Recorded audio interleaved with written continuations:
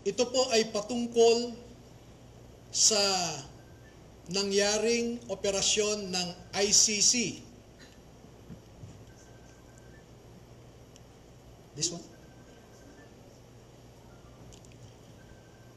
Nasangkot po or nasali ang mga sundalo natin sa ginawang operasyon ng ICC investigators sa Pilipinas. Unang dumating ang mga ICC investigators sa Pilipinas noong December 2028.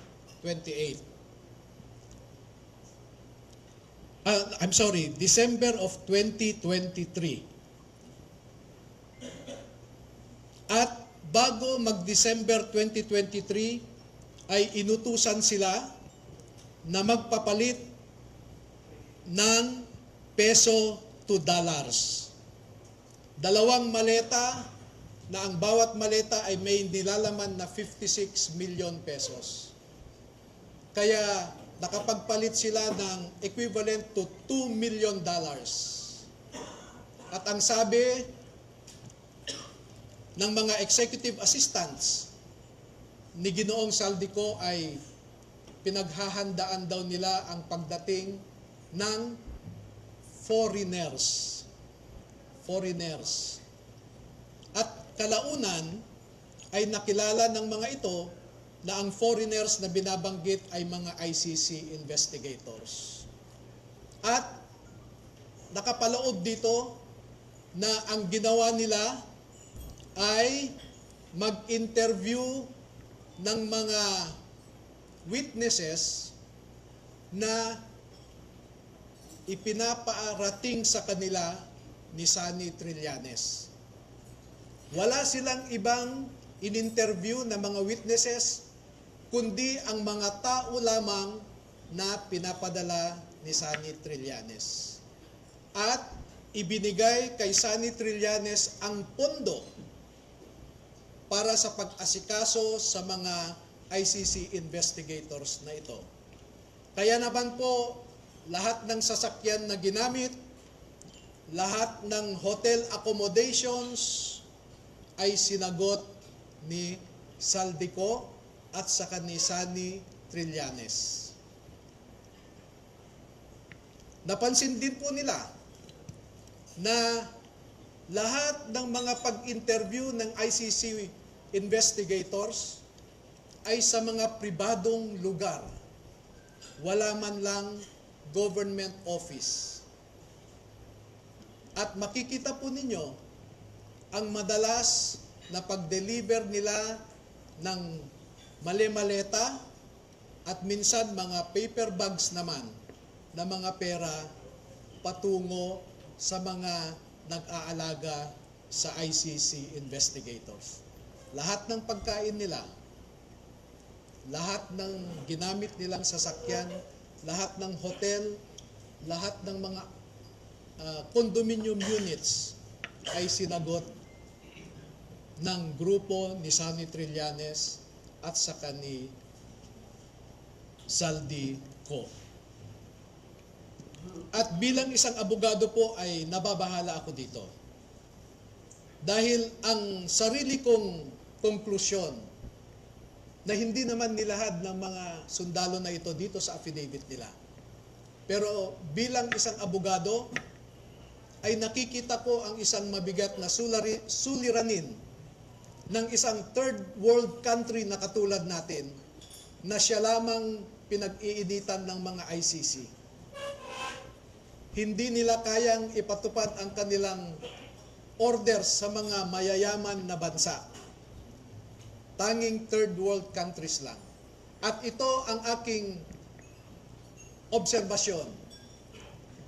Una, ang ICC investigators did not conduct a bona fide investigation in the Philippines because they only interviewed people sent to them by Sunny Trillanes.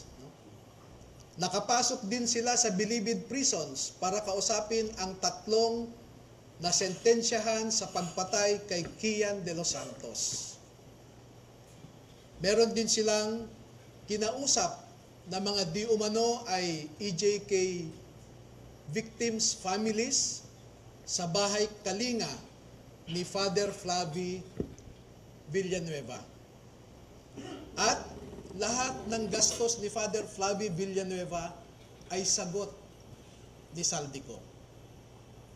Number 2, dahil December 2023 lang unang pumunta ang ICC investigators sa Pilipinas, ay hindi nakakaduda that the ICC investigators manufactured the existence of ICC jurisdiction in the Philippines because the residual jurisdiction of ICC ended in March of 2019, or 1 year after the Philippines deposited its articles of withdrawal in the United Nations.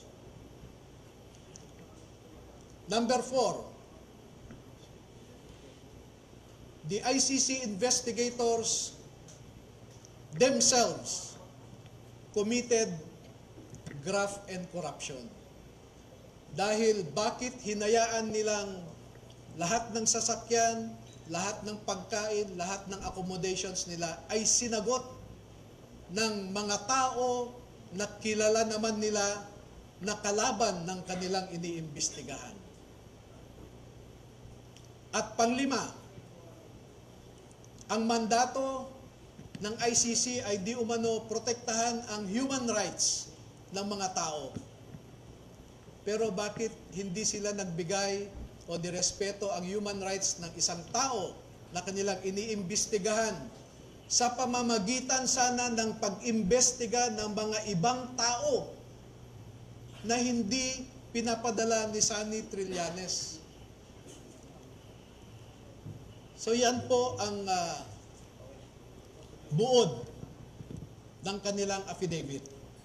At una ko nang ipaalam sa inyo na bago po kami magbigay ng buong kopya sa inyong lahat, ay pahintulutan muna ninyo kami na isumite ito sa Office of the Ombudsman para makita natin kung umaandar pa ang sistema sa Office of the Ombudsman. Dahil isa ang ngayong ombudsman natin na binanggit dito sa affidavit. Pangalawa, ay magsusumiti rin kami sa ICC mismo para malaman ng ICC ang